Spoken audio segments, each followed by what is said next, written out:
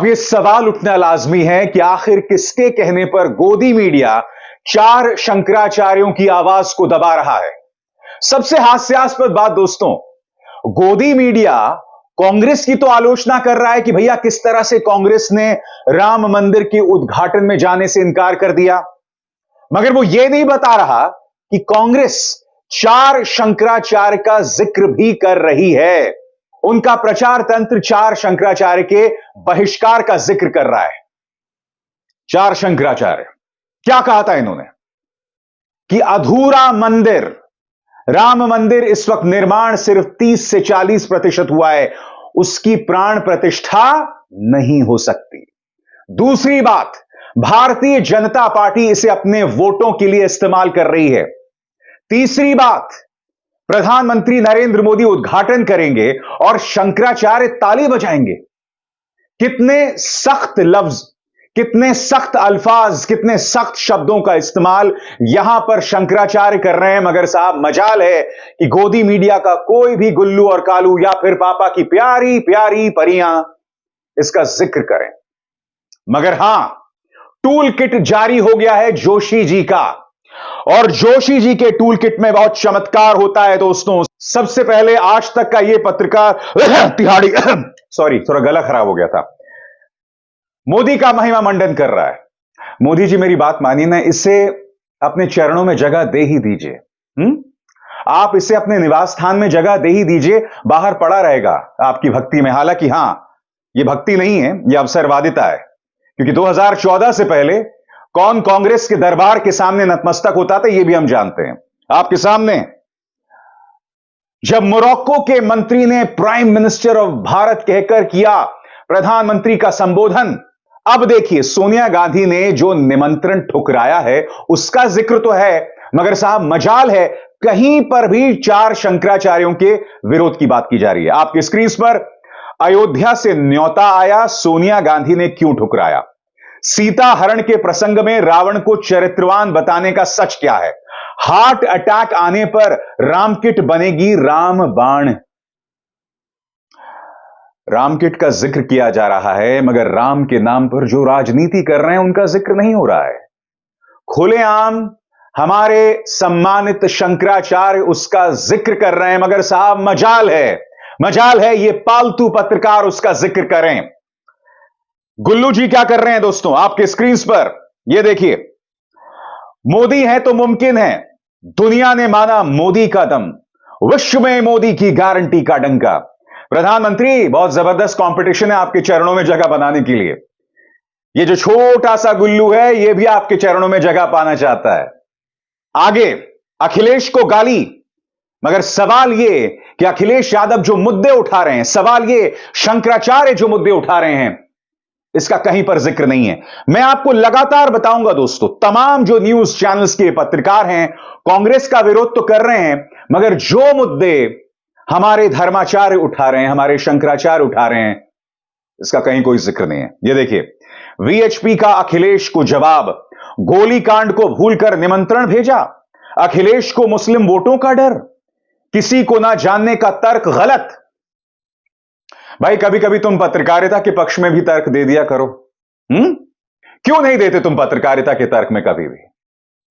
मैं आपसे समझना चाहता हूं दोस्तों, जब आप राम मंदिर की चर्चा कर रहे हो, जब आप प्राण प्रतिष्ठा की चर्चा कर रहे हो, तो सबसे बड़ी खबर कौन सी है? दो बड़ी खबरें हैं। सबसे बड़ी खबर चार शंकराचार्यों का वहां ना जाना, उनका बहिष्कार, और दूसरी बड़ी खबर कांग्रेस का वहां ना जाना। और कांग्रेस ने क्या कहा है? कांग्रेस ने दो बातें कही हैं। पहली बात, यह भारतीय जनता पार्टी और आरएसएस की राजनीति का अखाड़ा बन गया है। दूसरी बात, वो यह भी कह रहे हैं कि हम 2019 के सुप्रीम कोर्ट के फैसले का सम्मान करते हैं, मगर मंदिर अभी अधूरा है। यहां पर ना राम का अपमान है, ना धर्म का अपमान है। कांग्रेस वही बात कह रही है जो शंकराचार्य कह रहे हैं। क्या शंकराचार्य हिंदू विरोधी हैं? भाजपा यह स्पष्ट कर दे, या फिर गोदी मीडिया के चाटुकार यह स्पष्ट कर दें कि क्या शंकराचार्य हिंदू विरोधी हैं।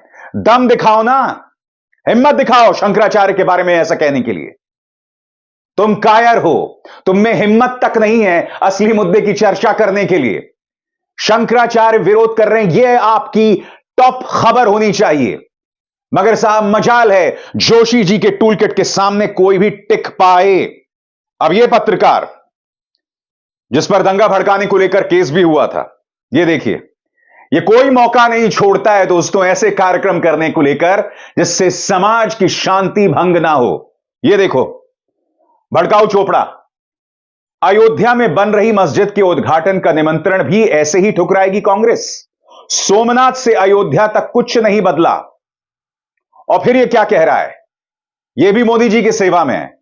देखिए, दो चीजें साफ तौर पर दिखाई दे रही हैं। पहली बात, शंकराचार्यों का कहीं जिक्र नहीं है इनके कार्यक्रमों में, और आगे भी मैं आपको बतलाने वाला। और दूसरी बात, मोदी का महिमा मंडन मैं आपको बतला चुका हूं।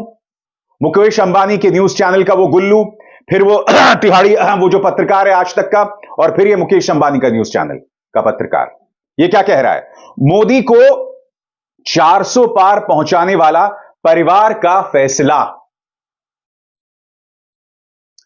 टूल किट स्पष्ट है, मोदी जी का महिमा मंडन, शंकराचार्यों की बात को पूरी तरह से नजरअंदाज किया जाए।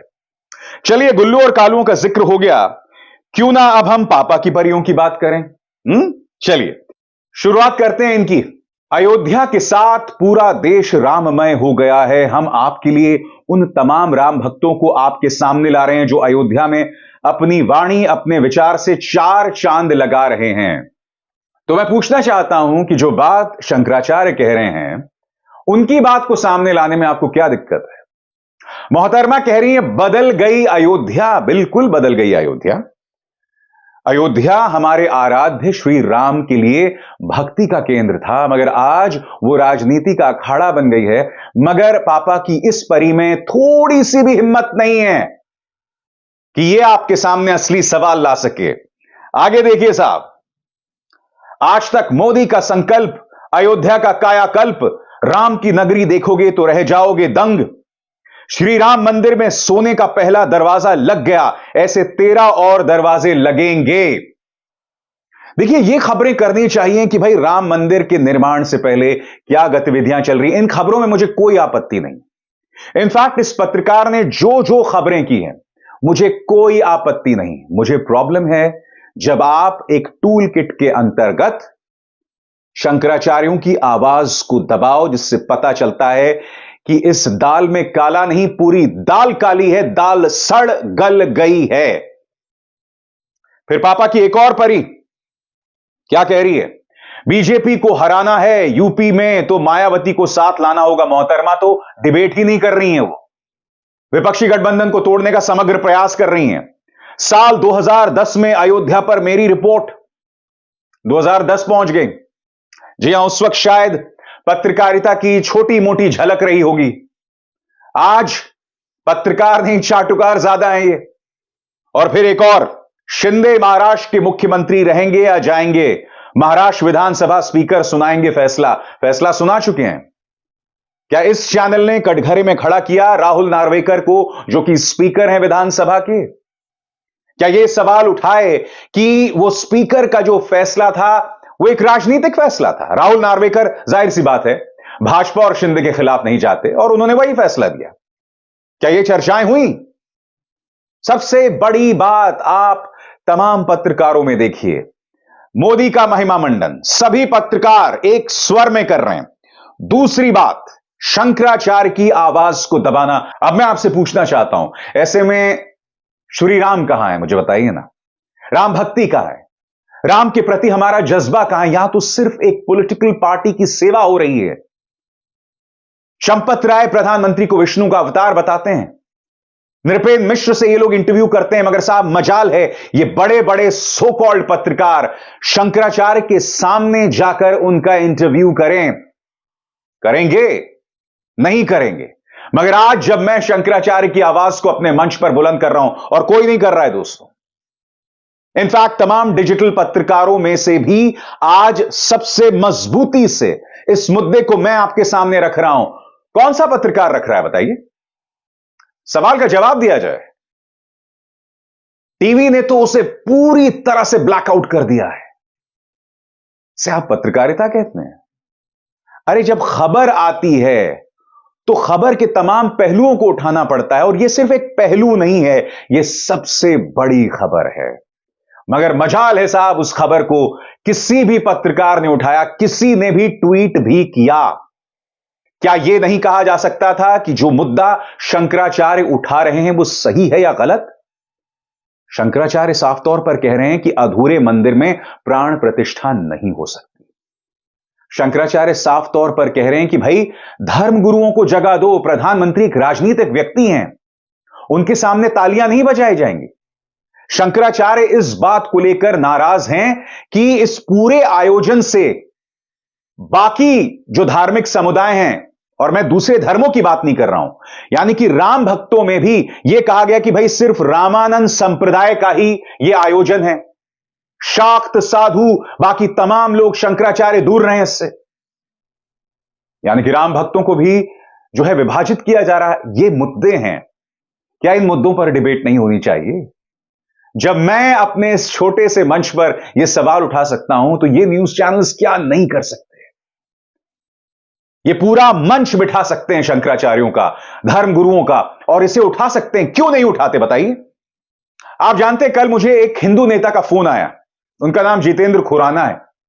जितेंद्र खुराना हिंदूवादी मुद्दों को उठाते रहते हैं, उनके कई मुद्दों से मैं इत्तेफाक नहीं रखता हूं, मगर उन्होंने कहा कि देखिए, धर्म के प्रति मेरी जो आस्था है वो राजनीति से ऊपर है। जितेंद्र का मुझसे कहना था कि अभिसार भाई, मैं जब तक हिंदू धर्म की बात करता था और वो भाजपा को सूट करती थी, तब तक मुझे तमाम न्यूज चैनल्स बुलाते थे, मगर जैसे ही धर्म के नाम पर भाजपा के दोहरे मापदंड का मैंने जिक्र किया, मुझे निमंत्रण आना बंद हो गया। समझिए इस मुद्दे को क्या है, समझिए कि जितेंद्र खुराना ऐसा क्यों कह रहे हैं। वो ऐसा इसलिए कह रहे हैं कि मुद्दा यह नहीं है कि आप हिंदू हैं। अगर आप हिंदू होकर ऐसे सवाल उठाएंगे जो भाजपा के लिए असहज हो, तो आपका ब्लैकआउट कर दिया जाएगा, चाहे वो जितेंद्र खुराना हो, चाहे शंकराचार्य हो। यह एक हकीकत है, इसे आप समझिए, मगर आप नहीं समझेंगे, क्योंकि आपकी भक्ति राम के प्रति नहीं, आपकी व्यक्ति एक पार्टी विशेष के प्रति भक्ति है। इसीलिए धर्म के प्रति जब आप आस्था की बात करते हैं, तो वह अपने आप में खोखली नजर आती है। राम के सिद्धांतों को समझिए, उनके पुरुषार्थ को समझिए, वो पुरुषार्थ जो आलोचना से नहीं डरता था, जो सवालों से नहीं डरता था, वो मर्यादा पुरुषोत्तम जिसने अपने पिता की आवाज सुनते हुए, उनका सम्मान करते हुए कांटों को गले लगाया था, 14 साल के वनवास को गले लगाया था। यह है राम का पुरुषार्थ, यह है मर्यादा पुरुषोत्तम। तुम क्या जानो उसे? अभिसार शर्मा को दीजिए इजाजत। नमस्कार।